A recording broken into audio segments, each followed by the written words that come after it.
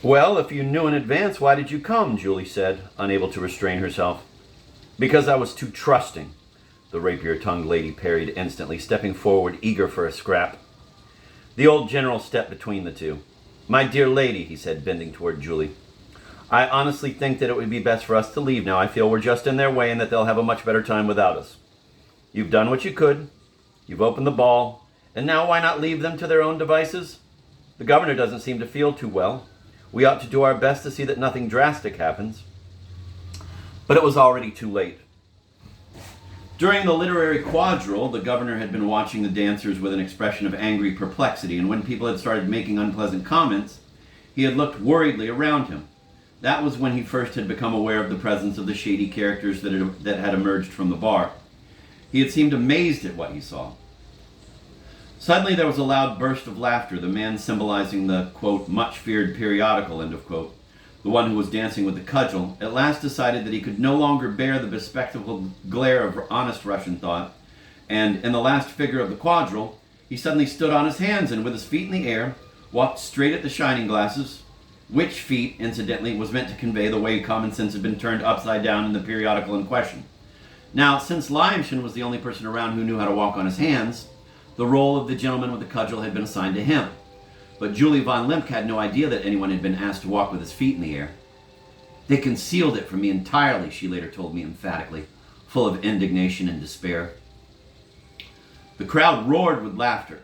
Of course, they weren't reacting to the allegory, which didn't interest them in the least, but simply to the sight of a frock-coated gentleman, in tails and all, walking with his feet in the air. But Governor von Limp shook with indignation. Get that thug, he shouted, pointing to Lyamshin. Get hold of him. Turn him right side up, so that his head is on top. Lyamshin jumped to his feet and the general laughter increased. Out with all the thugs who are laughing, the governor suddenly ordered, and everything was at once in an uproar. That's not right, Your Excellency. You'd better stop insulting the people, sir. You're a big fool yourself, a voice came from a corner. Freebooters, another voice shouted from another corner. Limp quickly turned his head in the direction from which that last cry had come, turning terribly pale. A stupid smile appeared on his lips as if he had suddenly remembered something that made him understand what was going on. My friends, Julie von Limp said, addressing the crowd that was advancing on them, you must forgive the governor. As she spoke, she retreated, dragging her husband after her. You see, Mr. von Limp isn't well. Please forgive him, ladies and gentlemen. Please. I clearly heard her saying, please forgive him. The entire incident lasted only a short time, but I remember well that part of the audience rushed out of the ballroom at that moment as though panicked by Julie's words. I can still hear one particular hysterical outcry from a woman in tears. Oh, it's the same as this morning all over again. Then suddenly it was as though another explosion had gone off in the middle of the melee. Also rather like what happened at the literary matinee. Fire! The whole quarter beyond the river is on fire! I don't remember where that terrible cry originated, whether it came from the ballroom or from someone who had rushed upstairs from outside, but there followed a panic that I won't even try to describe. More than half of the guests at the ball either lived in or owned wooden houses beyond the river. People pushed their way to the windows, pulled back the curtains, tore down the blinds. The quarter beyond the river was aflame. True, the fire had only just started. In fact, there were 3 separate conflagrations, and it was this circumstance that frightened them. It's arson! It's the work of the Spigulin workers, people shouted. I remember a few typical exclamations. I felt in my heart that they were going to set something on fire. I've had a premonition about it for the last few days. Yes, sure thing, it's the Spigulin men. Who else could it be? Yes, and they lured us here on purpose so they could set our houses on fire. This last shout, the most surprising of the lot, was the spontaneous, instinctive outcry of some woman whose worldly goods were on fire and who looked somewhat as I picture Gogol's Mother Korobotchka. They all rushed toward the exit. I will not try to describe the melee in the cloakroom, where people scrambled for their fur coats, shawls, and cloaks, the shrieks of the ladies and the tears of their daughters. I doubt that any deliberate thefts were committed at that point. But obviously, in the ensuing havoc, many had to leave furs and shawls that they couldn't find behind them. Afterward, they kept talking about their losses all over town, gradually adding more and more embellishments and building up whole legends. The Limps were almost smothered by the crowd in the doorway. Stop them all, the governor shouted furiously, spreading out his arms. I don't want a single one to escape. I want you to search the lot of them, one after the other, right away. A flood of abuse answered him from the ballroom. Andre, please, Andre, Julie cried, desperately trying to calm him. Arrest her first, Lemp shouted, pointing an accusing finger at his wife. Search her first. This ball was organized with the object of abetting the arson.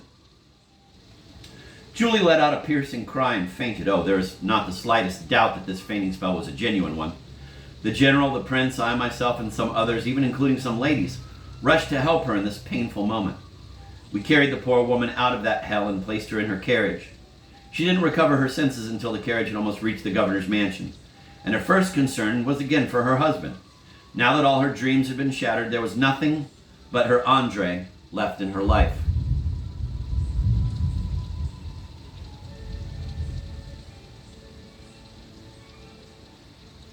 A doctor was sent for. I stayed there for a full hour waiting. So did the prince. The general, in a fit of gallantry, although he had been rather frightened himself, insisted that he would remain at, quote, the poor lady's bedside, end of quote, until morning. But 10 minutes later, while we were still waiting for the doctor, he fell asleep in an armchair in the drawing room, so we just left him there. The police commissioner, who rushed straight from the ball to the burning suburb, succeeded in getting the governor out of the ballroom just behind us and urged him to get into the carriage with his wife, repeating that, quote, His Excellency, end of quote, needed a rest. But he wasn't firm enough with Lemp, who, of course, wouldn't listen to suggestions about taking a rest and was anxious to go to the fire. So the police commissioner took him across the river with him in his own carriage. Later he reported that the governor was gesticulating violently all the way there and kept, quote, shouting out orders that were impossible to carry out owing to their strangeness, end of quote. Later it was officially announced that, quote, His Excellency was already in a delirious condition at that time as a result of a sudden shock, end of quote. No need to dwell on the way the ball ended. A few score of the gentlemen and some ladies who were having a good time remained behind. With no police left, these people refused to let the band go, pummeling any musicians who tried to leave. By morning, Prokovich's stall was razed to the ground. The rowdies drank themselves into a daze, danced wildly, and made a mess of the rooms. At dawn, some of them, completely drunk, arrived at the fire, where new trouble was brewing, and others collapsed on the carpets and velvet sofas, where they slept off their drunkenness, leaving the usual marks behind them.